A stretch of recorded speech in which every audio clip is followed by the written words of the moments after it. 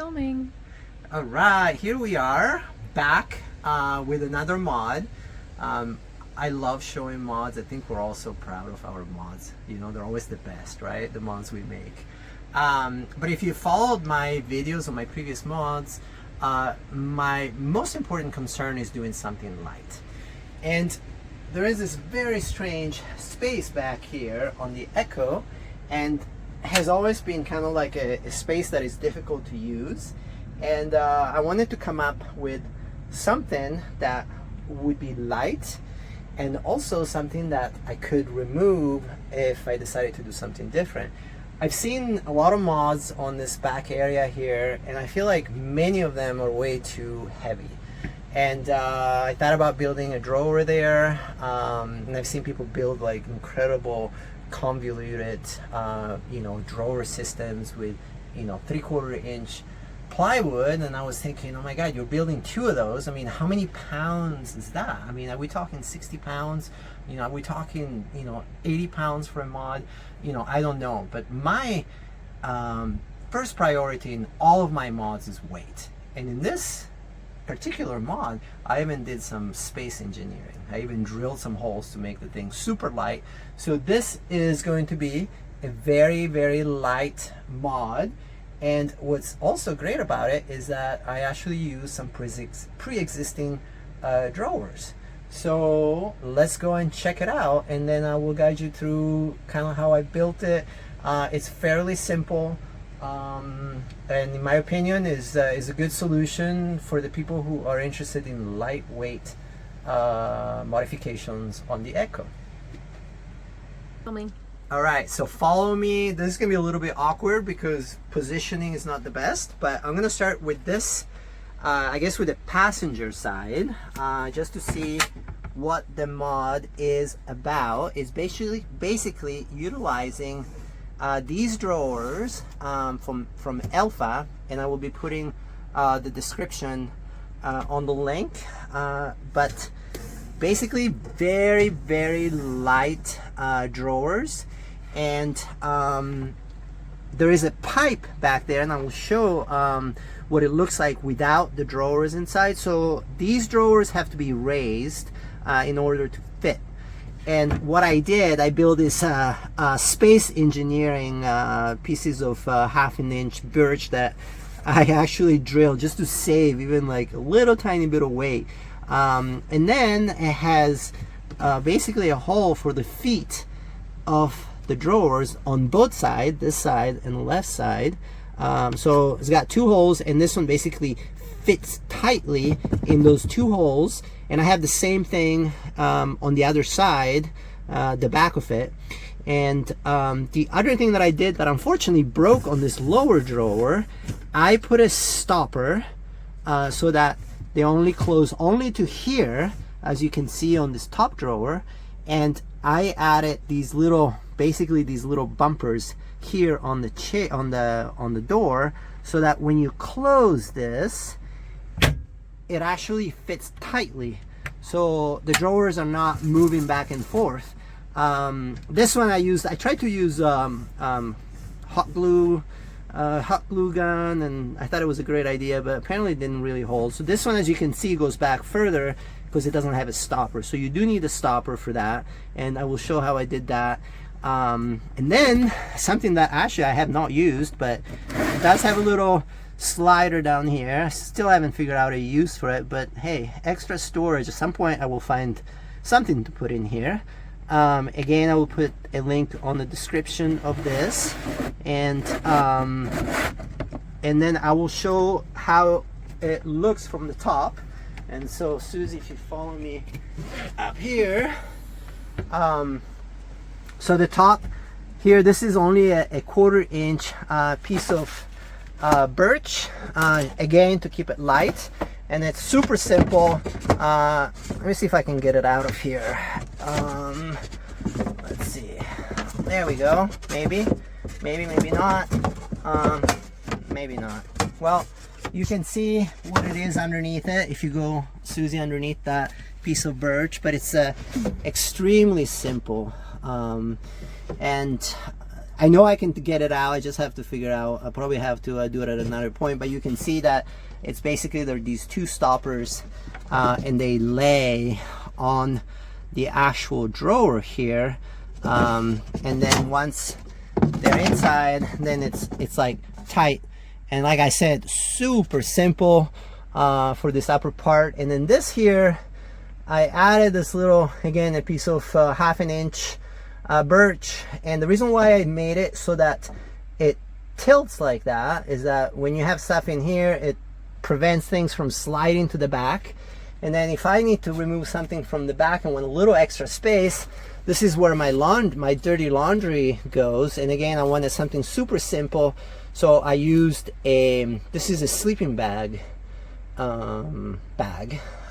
so very, very easy. And then I have my yoga mat for the good yogi that I am. I've never actually pulled this once since I've been to Baja, but always good to pretend to be a yogi.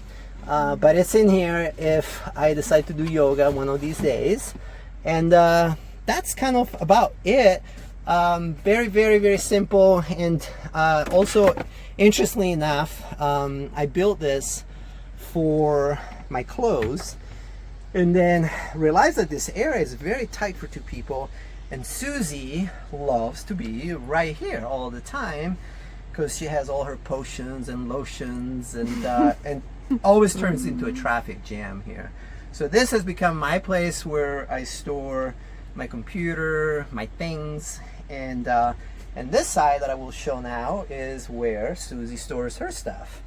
And it's a little bit different dimension, but it actually fits the same type of system. And as you can see, this one didn't break, so it only goes down to here. Actually, this broke too.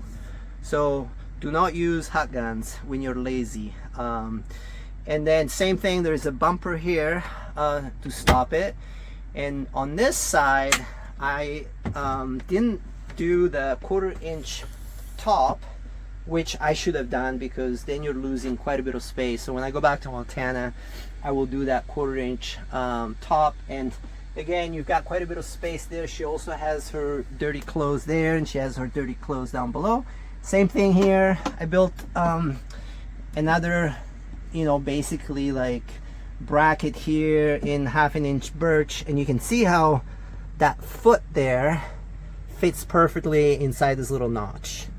And then I have the same thing on the other side, where you can actually it's basically opposite, so that this doesn't come in and out. And it's super tight. It doesn't rattle. It has been extremely great because we don't hear it, so that's good. I bought some felt in case these things would rattle, and I actually didn't even use them because it doesn't make much noise, actually any noise that I know.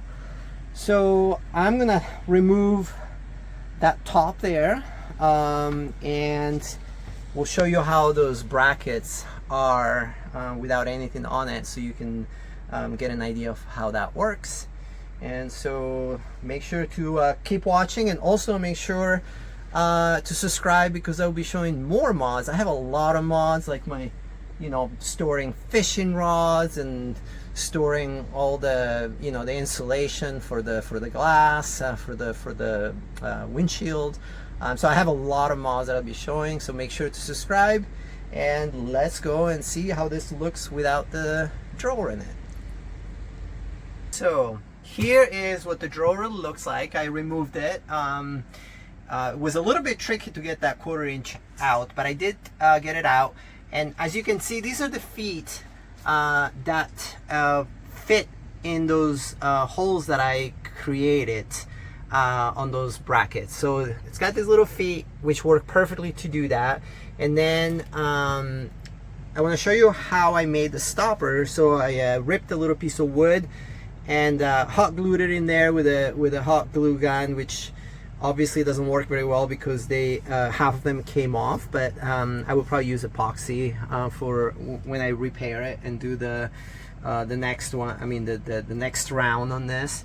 It's very important to put these stoppers because you want the drawer to stop right there so it doesn't rattle back and forth, and that stopper on the door will hold it tight. So this, when you're driving and especially doing off-road, this thing will not rattle. You don't want to use the existing stoppers that come with these drawers that actually fit further back, because your drawer is going to go back too far and then you're going to have this crazy movement. So make sure to do the stopper. And then I will go and grab that piece of plywood, so stay there for a second. If I find the piece of plywood, oh no, where is it? All right, I'll be back with the piece of plywood. Cut. All right, so here's a piece of plywood. It's very ugly, it's splintered, but I didn't care. I was ready to go to Baja and I've done a lot of mods, so I just wanted something that worked. So I didn't pay too much, I didn't take too much time doing this, so it did splinter. To avoid splintering, you want to put some masking tape, but I didn't care. It didn't have to be pretty, it had to be functional. But basically, these are the two rails that I created that fit right there, like that. So that's tight in there, and then the sides are held, you know, by the cabinet.